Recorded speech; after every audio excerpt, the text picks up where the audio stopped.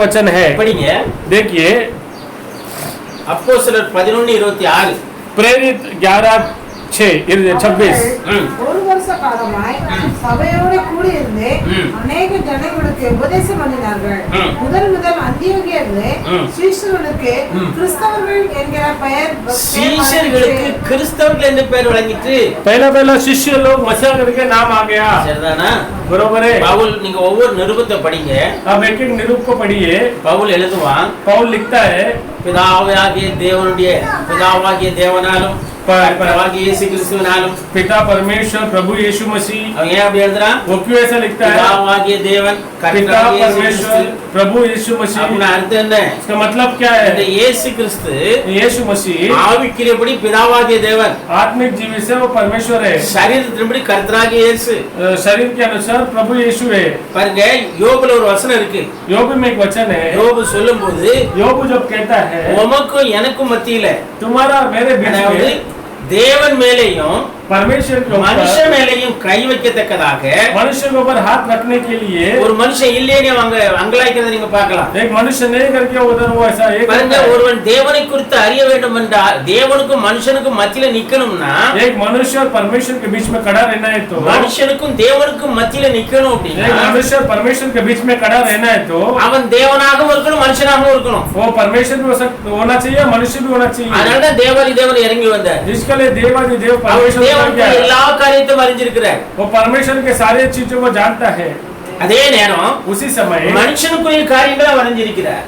मसीह का चीजों को அவர் जानता है। பூமியிலே பாடுபட்டதனால மனுஷனுடைய கஷ்டம் அவருக்கு என்னன்னு தெரியும். वो भूमि में मतलब चीजें उठाया, इसके लिए वो कष्ट को जानता है। அதனால பவுல் தீமோத்தேயுக்கு எழுதும்போது इसके लिए पौल जब तीमुथी को लिखता है, தேவன் ஒருவரே, परमेश्वर एक ही है, தேவனுக்கும் மனுஷனுக்கும் மத்தியஸ்தரும் ஒருவரே, परमेश्वर और मनुष्य के बीच में எல்லாரையும் மீட்கும்படியாக सबको एक साथ करने के लिए தம்மையே ஒப்பு கொடுத்த वो अपने आप को दिया हुआ மனுஷனாகிய கிறிஸ்து இயேசு அவரே। मनुष्य यीशु मसीह वो है। பாருங்க, அதனாலதான் இயேசு கிறிஸ்து इसके लिए यीशु मसीह பிதாத்துவம், குமாரத்துவம், பரிசுத்த ஆவி மூணும் இயேசுக்குள்ள இருந்தது। सारे चीज मसीह के अंदर ही थी।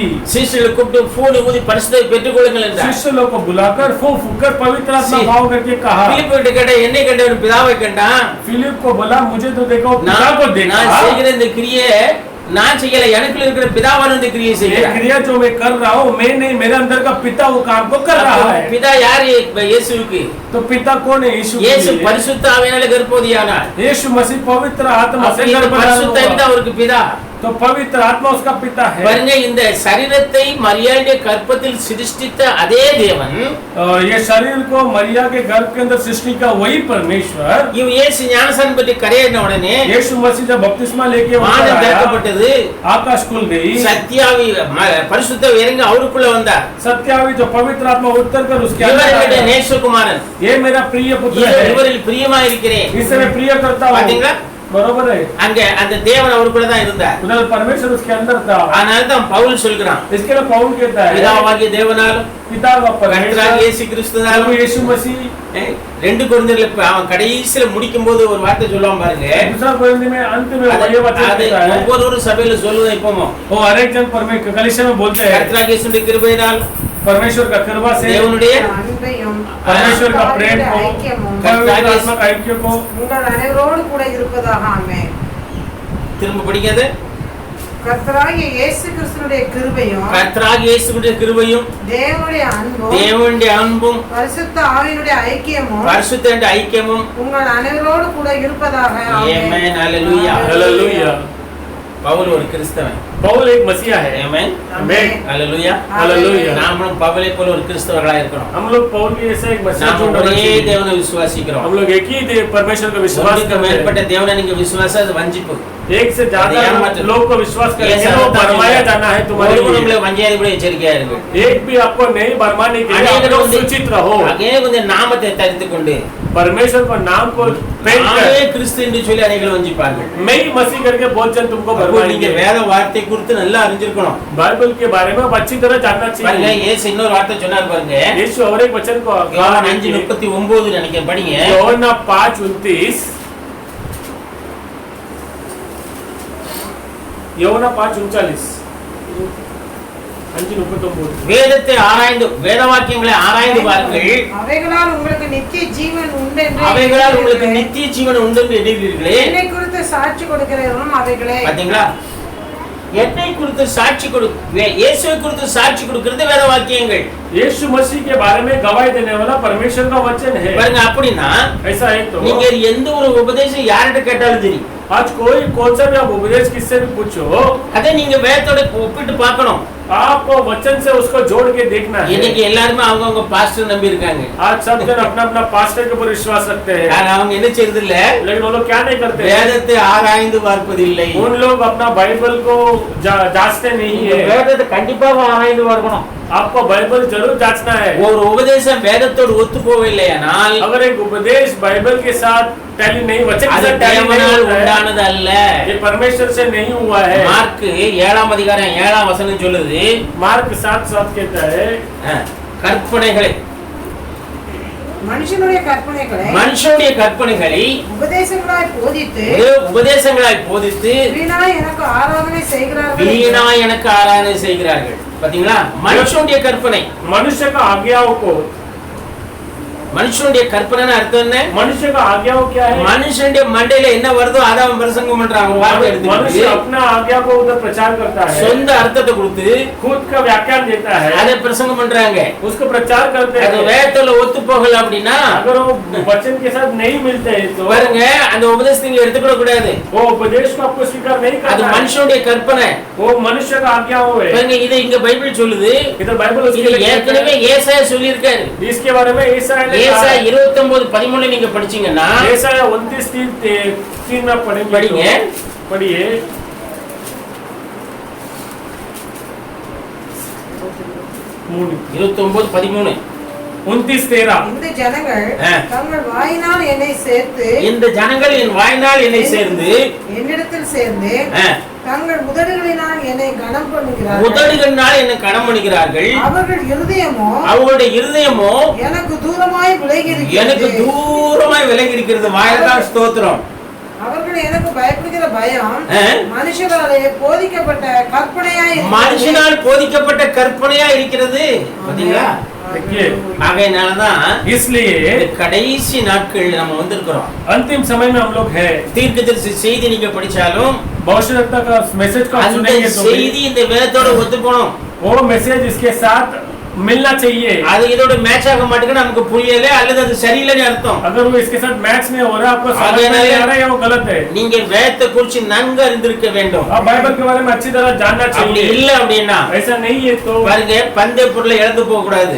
आप आपका आगमन को खोना नहीं चाहिए. பாருங்க, இன்னொரு பாயிண்ட்க்கு போவோம். நம்ம அதோட முடிக்கலாம். पॉइंट को जाकर अपन 2 தெசலோனிக்கே 2ஆம் அதிகாரம் 3-4 படிக்கணும். दूसरा தெசலோனிக்கே 2 अध्याय 3-4 पढ़ेंगे. 2 தெசலோனிக்கே 2ஆம் அதிகாரம் 3-4. சகோதரரே, நாங்கள் दूसरा தெசலோனிக்கே 2 अध्याय 3-4. எவ்விதத்தினாலும் ஒருவரும் உங்களை மோசம் போகாதபடிக்கு எச்சரிக்கையாயிருங்கள். ஏனெனில் விசுவாச துரோகம் முந்தி நேரிட்டு கேட்டின் மகனாகிய பாவ மனுஷன் வெளிப்பட்டால் ஒழிய அந்த நாள் வராது.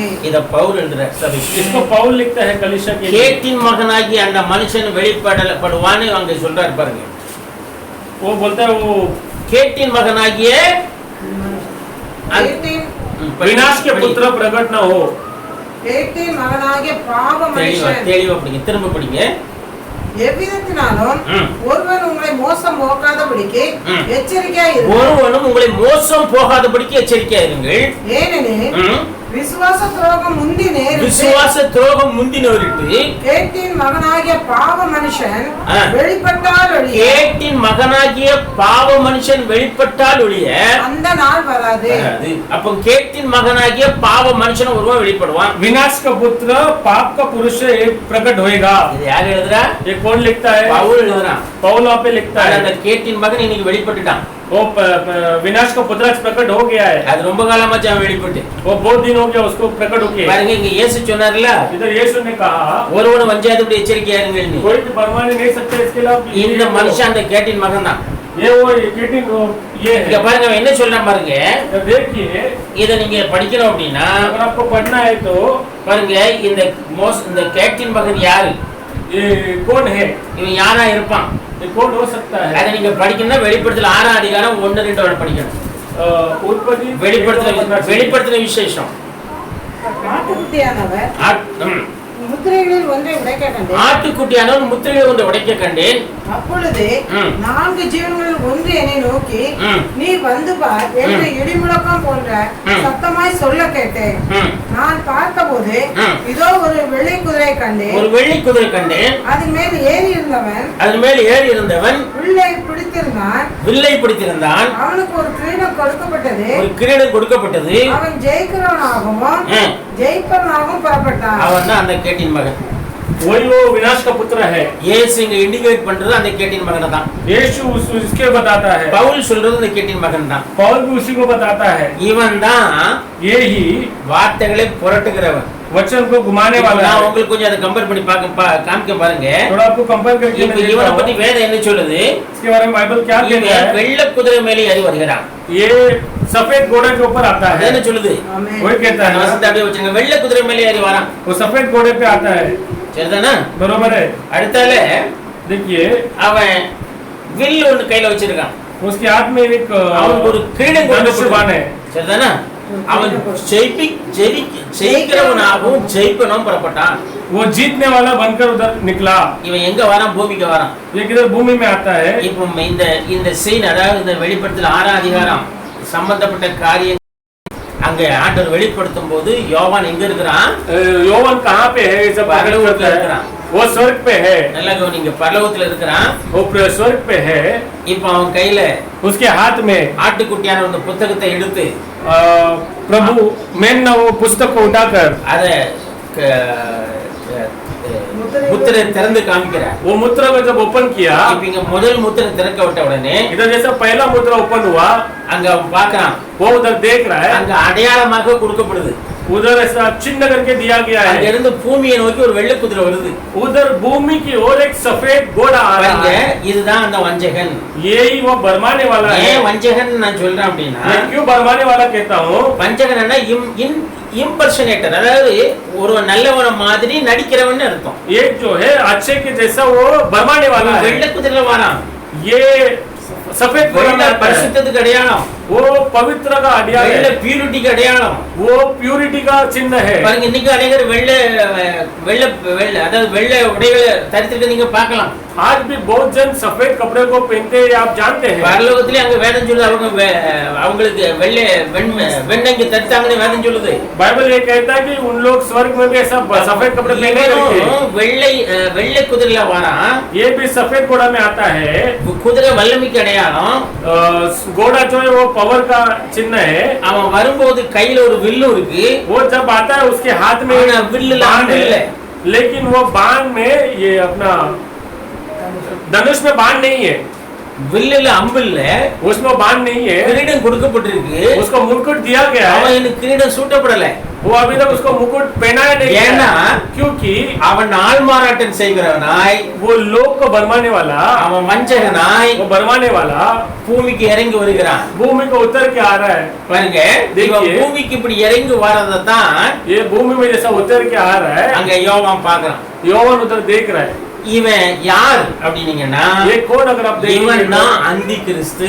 यही यीशु, यो நான் ஏன் அந்தி கிறிஸ்து என்று சொல்கிறேன் என்றால், हम क्यों इसको मसीह இவன் विरोधी कहते हैं? இயேசுவை மாதிரி ஆள் மாறாட்டம் செய்கிறவன். यीशु जैसा ऐसा प्रतिरूप करने वाला है। இயேசுவை மாதிரி ஆலயத்திலே தன்னைத்தானே உயர்த்துகிறவன். यीशु जैसा वो अपने आप को दिखाने वाला है। இயேசுக்கு இணையாக தன்னை உயர்த்துகிறவன். यीशु जैसा अपने आप को दिखावा करता है। இயேசு மாதிரி ஆலயத்திலே உட்கார்கிறவன். यीशु जैसा मंदिर में बैठने वाला है। இவன் தேவனுக்கு பிரதிநிதி என்று அழைக்கப்படுகிறவன். ये यीशु को प्रतिनिधि जैसा बुलाया जाता இப்போ है। இவன் வஞ்சகன் என்பதை நீங்க கண்டுபிடிக்கணும் அப்படின்னா, ये अगर बरमाने वाला कब जानना है तो நம்ம வெளிப்படுத்தல 19 அதிகாரத்துக்கு போவோம். प्रकटीकरण 19वां अध्याय அதுல में 11 ல இருந்து 13 வரைக்கும் படிங்க. 11 से लेकर 13 तक पढ़िए।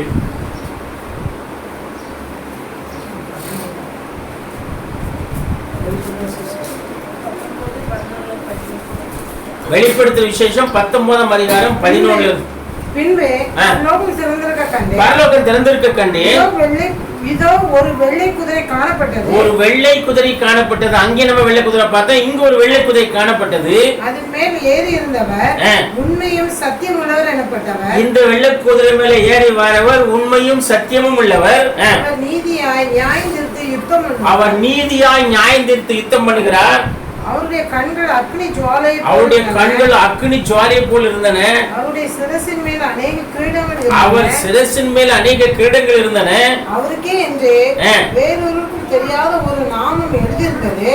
இரத்தத்தில் தோய்க்கப்பட்ட வஸ்திரத்தை இரத்தத்தால் தோய்க்கப்பட்ட வஸ்திரத்தை தரித்திருந்தார். அவருடைய நாமம் தேவனுடைய வார்த்தை. அல்லேலூயா. அவர் தேவனுடைய வார்த்தை. परमेश्वर का वचन है. அப்படியே இவர் யார்? तो ये कौन है? தேவனுடைய வார்த்தை யார்? ஆதியில வார்த்தை இருந்தது, வார்த்தை தேவன் இருந்தது, வார்த்தை தேவனா இருந்தது. तो ये कौन है? आदि में वचन था, वचन परमेश्वर था, परमेश्वर देखदार रूप में भूमि में आया. அந்த வார்த்தை மாமிசமாய் நம்ம மத்தியில வந்தார். वचन देखदार रूप में भूमि में आया. தேவன் மாமிசத்தில் வெளிப்பட்டார். वो परमेश्वर அதே தேவன், वही परमेश्वर, கிறிஸ்து, वही मसीह வெள்ளை குதிரையில ஏறி வரார். सफेद घोड़ा में आ रहा है. ஆக इसलिए அவர் வெள்ளை குதிரையில வரார். உண்மை உள்ளவர், சத்தியம் உள்ளவர். वो सफेद घोड़ा में आ रहा है. सच्चाई, ये सच्चाई वाला है. நீதி உள்ளவர், और नीति का परमेश्वर है. அவர் அப்படிப்பட்ட வஸ்திரத்தை தரித்திருக்கிறார். அது பூரா ரத்தத்தால் தோய்க்கப்பட்ட வஸ்திரம். वो पवित्र वस्त्रों को पहना है. कौन से पहना हुआ वस्त्र है वो? அவருடைய நாமம் தேவனுடைய வார்த்தை. उसका नाम परमेश्वर का वचन है. நல்லா கவனிங்க, ध्यान से सुनिए. இந்த ரெண்டு பேரும் கம்பேர் பண்ணி பாருங்க. ये दोनों को कंपेयर करके देखिए. வெளிப்படுத்தல் 19ஆம் அதிகாரத்தில் வருகிறவன் प्रकटीकरण 19 में आने वाला கிறிஸ்து मसीह है. இங்க 6ஆம் அதிகாரம் முதல் வசனத்தில் 2ஆம் வசனத்துல வருகிறவர் யாரு? 6वां अध्याय सेकंड दूसरा वचन में आने वाला मसीह विरोधी, கேட்டின் மகன், यही विनाश का पुत्र है. பாருங்க, இந்த அந்தி கிறிஸ்து பூமியில வரும்போது திருத்துவத்தை கொண்டு வருகிறார். ये एंटी क्राइस्ट मसीह विरोधी जब भूमि में आता है वो ट्रिनिटी को लेकर आता है. விசேஷம் प्रकटीकरण 16ஆம் அதிகாரம் 16वां अध्याय 12ஆம் வசனம். 12वां वचन. ஆறாம் தூதன் தன் கலசத்தில் உள்ளதை ரைத்ராத் என்னும் பெரிய நதியின் மேல் ஊற்றினார். அப்பொழுது சூரியன் உதிக்கும் திசையிலிருந்து வரும் ராஜாக்களுக்கு வழி ஆயத்தமாகும்படி அந்த நதியின் தண்ணீர் பற்றி போயிட்டு அப்பொழுது வலு சர்ப்பத்தின் வாயிலும் மிருகத்தின் வாயிலும் கள்ள தீர்க்கதரிசியின் வாயிலிருந்து கவலைக்கு ஒப்பான 3 அசுத்த ஆவிகள் புறப்பட்டு வர கண்டேன். பாத்தீங்களா? பாருங்க, देखिए 3 அசுத்த ஆவிகள், 3 अशुद्ध आत्माएं. மிருகத்தின் வாயிலும், एक जानवर के मुंह पे, கள்ள தீர்க்கதரிசியின் வாயிலும், भविष्यवक्ता के मुंह पे, தவளைக்கு ஒப்பான 3 ஆவிகள் புறப்பட்டு வர கண்டேன். வலு சர்ப்பத்தின் வாயிலும், மிருகத்தின் வாயிலும், கள்ள தீர்க்கதரிசி. இந்த மூணு ஒண்ணா வருது பாருங்க. ये तीनों एक साथ में आते हैं. பாருங்க, இப்போ இதுல நீங்க பாத்தீங்கன்னா इसमें अगर आप देखेंगे அந்தி கிறிஸ்து मसीह विरोधी, பெந்தேகோஸ்தே நாளில பரிசுத்த ஆவி இறங்கின போது அந்தி கிறிஸ்து இறங்கணும். जब पेंटेकोस्त में दिन में पवित्र आत्मा आ रहा था, अंधी मसीह विरोधी भी उतरा. இது நீங்க படிக்கணும்னா 1 யோவான் 4 அதிகாரத்துல படிக்கலாம். पहला यूहन्ना 4 अध्याय में पढ़ सकते हैं. பாருங்க, அவன் ஒரு மனுஷனை அபிஷேகித்து वो एक मनुष्य को अभिषेक करके தேவனுடைய ஸ்தானத்துல அந்த மனுஷனை வச்ச போது, मनुष्य के स्थान में जब वो उसने रखा, அவன் தான் ஃபால்ஸ் ப்ராஃபட், கள்ள தீர்க்கதரிசியானான். वो झूठा भविष्यवक्ता बन गया. தீர்க்கதரிசி கிட்ட தேவனுடைய வார்த்தை வருது. नबी के पास परमेश्वर का वचन आता है. கள்ள தீர்க்கதரிசி கிட்ட झूठा भविष्यवक्ता के पास அவன் வார்த்தையை தவறாக வியாக்கியானப்படுத்துகிறவன். वो वचन को गलत रीति से व्याख्यान देने वाला है. இந்த வார்த்தைக்கு இப்படி அர்த்தம் இல்ல, அது இப்படின்னு அவன் சொல்லுவான். वो ये वचन को गलत अर्थ देगा. அவன் சொந்த கற்பனை அங்க கொண்டு வரான். वो खुद का दिमाग को देगा. ஆகையினால தான் इसलिए நீங்க வேத வார்த்தையை ஆராய்ந்து பார்க்க வேண்டும். वचन को ध्यान देना இந்த चाहिए. கடைசி நாட்களிலும் கூட அப்படிதான். ये अंतिम समय में ऐसी ही தீர்க்கதரிசி செய்தி நீங்க படிச்சீங்கன்னா அதை எடுத்துட்டு பைபிளுக்கு வரணும். प्रॉफिट का मैसेज पढ़ेंगे तो उसको लेकर बाइबल में आना है. பாஸ்டர் மட்டும் படிக்கணும் அவசியம் நினைக்க கூடாது. सिर्फ पास्टर ही पढ़ना ऐसा नहीं है. இல்லையா? எடுத்துக்கொள்ளப்படுதல் கூட்டத்தோட கோயந்த போட்டு போக முடியாது. आगमन जो है एक साथ में सब ऐसा नहीं उठ के जा सकते हैं. அவங்க தனிப்பட்ட விவகாரம் அது. वो हर एक का अपना अपना एकत्व में है. அது உங்களுக்கு இயேசுவுக்கும் உங்களுக்கும் தனிப்பட்ட தொடர்பு. वो यीशु और तुम्हारा व्यक्तिगत है. இப்போ நம்ம ஒன்னா கூடி இப்ப ஜெபிக்க முடியாத சூழ்நிலை, ஆராதனை பண்ண முடியாத சூழ்நிலை இருக்கு. आज हम लोग एक साथ मिलकर आराधना नहीं कर सकते। நாளைக்கு இதையும் बंद பண்ணுங்கன்னு சொல்லிட்டான் அப்படின்னா அவங்கவங்க தனித்தனியா தான் ஆண்டவருக்கு கணக்கு கொடுக்கணும். अगर ये लोग बोलेंगे ये भी बंद करो तो आपको अलग अलग परमेश्वर से प्रार्थना करना पड़ेगा। நான் எப்பவும் உங்களுக்கு சொல்றது ஒண்ணு, मैं हमेशा ये बात बोलता हूँ। नोवा அவன் என்ன செய்தான், அவனுடைய ஃபேமிலியை காப்பாத்திக்கிட்டான். वो अपना फैमिली को बचा लिया, சரிதானே? बरोबर है ना? 40 நாள் மழை பெஞ்சது, அவன் சார்ஜ தயார் பண்ணி அதுக்குள்ள உட்கார்ந்து தன்னுடைய குடும்பத்தை காப்பாத்திக்கிட்டான். नोवा 40 दिन बारिश गिरा था, उसने उसका परिवार के साथ उसका अंदर जहाज में बच गया। ஆனா लेकिन லோத் பாருங்க, लोथ को देखो, அக்னி விழும்போது தாம் பொண்டாட்டி கூட அவன் காப்பாத்த முடியல. लोथ जब अग्नि गिरा उसका पत्नी को भी बचा नहीं पाया। நீங்க உங்க மனைவியை காப்பாத்த முடியாது, आप आपका पत्नी को नहीं बचा அது सकते। இயேசுவுக்கு உங்களுக்கு தனிப்பட்ட விவகாரம், यीशु और उसका व्यक्तिगत है। ஆனா பூமியில நீங்க இருக்கிற வரைக்கும் உங்க அதாவது மனைவிக்கு புருஷன் பொறுப்பானவன். जब तक आप भूमि में है पत्नी के लिए पति रिस्पांसिबिलिटी है। பாருங்க, देखिए மனைவி கூட காப்பாத்த முடியல, वो अपना पत्नी को भी बचा नहीं पाया। இப்ப நீங்க இந்த ரெண்டையும் விட்டுட்டு ரேப்சருக்கு வாங்க. ये दोनों को छोड़कर रैप्चर में அங்க आएंगे। ரேப்சர்ல யானுக்கு எடுத்து கொள்ளப்பட்டான், आगमन में यानों को उठा लिया गया, அவன் தனியா தான் போனான். वो अकेला गया, அவன் ஃபேமிலி பத்தி அங்க எதுவுமே சொல்லப்படல. उसके फैमिली के बारे में उधर कुछ बताया பாத்தீங்களா, नहीं நாளைக்கு गया। இப்படிப்பட்ட ஒரு சூழ்நிலை வரும்போது आज कल ऐसा एक स्थिति आएगा तो எல்லாம் தனியா இருக்க வேண்டிய ஒரு சூழ்நிலை வந்துட்டு आप सब अगर अकेला रहना का एक समय आ गया ஐக்கியம் तो பண்ண முடியல, ऐक्य नहीं हुआ तो ஒருத்தருக்கு ஒருத்தர் நம்ம இருக்க முடியாத சூழ்நிலை. एक दूसरे को नहीं देख सकते। अगर ऐसा அன்னைக்கு समस्या தனியா है तो இயேசுக்காக நிப்பீங்களாங்கிறது தான் முக்கியம். उस दिन भी आप यीशु के लिए अकेला खड़े रहेंगे क्या? ये அப்படி நீங்க इम्पोर्टेंट है। நிக்கணும் அப்படின்னா ऐसा आपको अगर खड़ा நீங்க रहना है வேத तो வார்த்தையை அறிஞ்சிருக்கணும். आप परमेश्वर का वचन को जानना रहे। எந்த ஒரு உபதேசம் வந்தாலும் कोई भी उपदेश आएगा तो அப்போஸ்தல உபதேசத்தை மேட்ச் பண்ணி பாருங்க. अपोस्तल के उपदेश को आप मैच करके देखिए। அப்போஸ்தல உபதேசத்துல மேட்ச் ஆகாத எந்த உபதேசமும் தேவனிலிருந்து வந்ததல்ல. अपोस्तल से उपदेश से कोई भी उपदेश अगर जोड़ेगा नहीं तो वो परमेश्वर से கடைசி नहीं है। கால செய்தியும் அப்படிதான். ये अंतिम समय का से அதை मैसेज எடுத்து வேதத்தோட பொருத்தி பாருங்க, उसको उठाकर அது बाइबल के साथ जोड़िए, அது நிச்சயமாக பொருந்தும். वो जरूर वो जोड़ेगा। பாருங்க, அப்போ கடைசி நாட்கள்ல अंतिम समय में வஞ்சகம் வரான், उधर बरमाने वाला आता அவன் है। தேவனுடைய ஸ்தானத்துல வந்து உட்கார்றான். वो परमेश्वर के स्थान में आके बैठने की कोशिश உங்களுக்கு करता யாருன்னு है। தெரியும். आपको एक कौन करके பாருங்க, पता है? அவன் அங்க இருந்து என்ன செய்யறான், वो उधर से क्या கிபி करता है? 325ல मसीह के बाद 375 में திருத்துவம் இந்த உபதேசம் டிக்ளேர் பண்ணப்பட்டது. ट्रिनिटी करके उपदेश उधर डिक्लेयर किया गया। டிக்ளேர் பண்ணது ஒரு ரோம சாம்ராஜ்யத்தின் அரசன், அவன் பேர் கான்ஸ்டன்டைன். तो कॉन्स्टेंटाइन करके एक रोम का अधिपति था। பாருங்க, அன்னையிலிருந்து उस दिन से இந்த लेकर அப்போஸ்தல நிருபத்தை ஜனங்கள் மறந்து போனார்கள். ये अपोस्तल का कलाम को लोग ने भूल இன்னைக்கு गए। ஜனங்கள் வேதத்தை படிச்சாலும் आज लोग इसको पढ़ेंगे तो भी நான் எத்தனை பேர்கிட்ட பேசியிருக்கேன், திருத்துவத்தை குறித்து அவ்வளவு பக்தி வைராக்கியத்தில் உள்ளவங்க இருக்காங்க. बहुत लोग ऐसा मतलब ट्रिनिटी के ऊपर इतना वैराग्य के साथ है। திருத்துவ வார்த்தை பைபிள்ல இல்ல. ये ट्रिनिटी का ஆகவே वचन जो है இந்த बाइबल में கடைசி नहीं है। நாட்களில் अंतिम समय में இயேசு வருவதற்கு முன்பாக இந்த காரியங்கள் எல்லாம் நடக்கும். यीशु आने के पहले ये सब चीज खत्म होगा। பரியாசக்காரர்கள் தோன்றுவார்கள், ऐसा ठट्टा उड़ाने वाले उठेंगे, வஞ்சகர்கள் தோன்றுவார்கள், बरमाने वाले उठेंगे, கிறிஸ்தவர்களை தம்பக்கம் இழுக்கத்தக்கதாக நூதனமான ஸ்கீம்ஸ் கொண்டு வரவங்களும் இருப்பாங்க. ऐसा अलग अलग स्कीम करने वाले भी आएंगे। நாம் வேதத்தோடு தரித்திருப்போம். अब उन बाइबल के साथ रहेंगे। பரிசுத்தாவி நமக்குள் இருந்தால் அது வேதத்தை தரித்திருக்க செய்யும். पवित्र आत्मा हमारे साथ रहेगा तो बाइबल के साथ रह सकते பரிசுத்தை हैं। ஒரு நாளும் வேதத்தை விட்டு உங்களை புறம்பாக்காது. पवित्र आत्मा कभी भी तुमको बाइबल से दूर ஏன்னா नहीं இந்த लेके வேத जाएगा, வாக்கியம் தேவ ஆவியினால் அருளப்பட்டது. क्योंकि ये पवित्र बाइबल जो है पवित्र से दिया गया है। ஆகவே இந்த வஞ்சகர்களை நம்ம அடையாளம் கண்டுகொண்டு इसके लिए बरमाने वालों को पहचान कर இந்த காலத்துல एक समय में நம்மளை வேறு பிரித்து अपने को अलग करके வார்த்தையாக இயேசு கிறிஸ்துவை वचन जो यीशु मसीह है நாம் அணிந்து கொண்டு हम उधर जाकर இயேசுவை சந்திக்க ஆயத்தப்படுவோம். यीशु को मिलने के लिए हम तैयार रहेंगे। கர்த்தர் உங்களை ஆசீர்வதிப்பாராக. परमेश्वर आपको आशीष करेगा। ஜெபிக்கலாம். प्रार्थना। எங்கள் பரலோக பிதாவே, வானத்தையும் பூமியும் சிருஷ்டித்தவரை, நேற்றும் இன்றும் என்றும் மாறாதவரை உம்மை ஸ்தோத்திரிக்கிறோம், துதிக்கிற ராஜா. கடைசி நாட்களிலே வஞ்சகர்கள் தோன்றுவார்கள் என்றும் அநேகரை வஞ்சிப்பார்கள் என்றும் உமது வார்த்தையில நாங்கள் பார்க்கிறோம். கர்த்தாவே, அப்போஸ்தலனாகிய பவுல் அதை குறித்து பேசுகிறார்.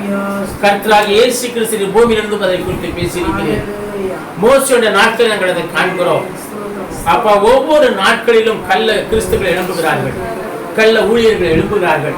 இவர்களை அடையாளம் கண்டு கொள்ள தேவ வார்த்தையினுடைய வெளிச்சத்தை எங்களுக்கு கொடுக்கும்படியாக ஜெபிக்கிறோம். எல்லோரும் இந்த வார்த்தை எடுத்து சொந்த வியாக்கியானத்தில் கொடுக்கிறார்கள். ஆண்டவரே, பரிசுத்த ஆவியானவர் பவுலுக்கு வெளிப்படுத்தினது போல, கர்த்தாவே திவ்ய யோவானுக்கு வெளிப்படுத்தினது போல, கர்த்தாவே நாங்களும் வெளிப்பாட்டை பெற்றவர்களாக அந்த அப்போஸ்தலரோடு கூட நாங்களும் அப்போஸ்தல ஊழியத்திலே அப்பா இணைந்தவர்களாக, வார்த்தை எங்களுக்கு அப்பா மனவாட்டியாக வார்த்தையை நாங்கள் அணிந்து கொண்டு கர்த்தாவே உம்மை சோதர ராஜா மத்திய ஆகாயத்தில் சந்திக்கத்தக்கதாக எங்களை நாங்கள் ஆயத்தப்படுத்திக் கொள்ள எங்களுக்கு உதவி செய்யும். ஞானம் இல்லாதவர்கள் ஞானத்தை தருகிறேன் அப்பா. ஸ்தோத்திரிக்கிறோம். பேதைகளும் திசை கெட்டு போவதிலே நாங்கள் இடத்துல வாசிக்கிறோம் ராஜா.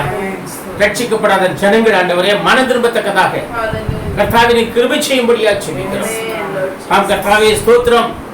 ரட்சிக்கப்பட்டு மனம் திரும்பினவர்கள் அப்பா பரிசுத்த ஆவியை பெற்று வார்த்தையின் அடிப்படையில் தங்களை ஆயத்தப்படுத்திக் கொள்ள உதவி செய்யும். கர்த்தாவே சோதர ராஜா உமது வருகைக்கு எங்களை ஆயத்தப்படுத்தும். எங்களால் உண்டானது ஒன்றுமல்ல, உம்முடைய கிருபை என்று வேதம் சொல்கிறது. உமது கிருபையிலேயே இந்த வார்த்தையில் நிலைத்திருந்து உம்மை சந்திக்க எங்களுக்கு கிருபை செய்யும். எங்களை தாழ்த்துகிறோம், உமது கருத்திலேயே ஒப்பு கொடுக்கிறோம். கர்த்தர் தாமே எங்களை அப்பா சோத்திரம் உமது காயப்பட்ட கரைத்துக்குள்ளாக எடுத்து மறைத்துக் கொள்கிறார். நாச மோசங்களுக்கு எங்களை பாதுகாத்துக் கொள்கிறார். உமது இறுக்கம், உமது இரக்கம், கிருபை அப்பா ஸ்தோத்திரம், உமது தயவு எப்பொழுதும் உமது பிள்ளைகள் மேல் தங்கி இருப்பதாக கருத்தில் அர்ப்பணிக்கிறேன். இயேசு கிறிஸ்து நாமத்தில் ஆமென், ஆமென்.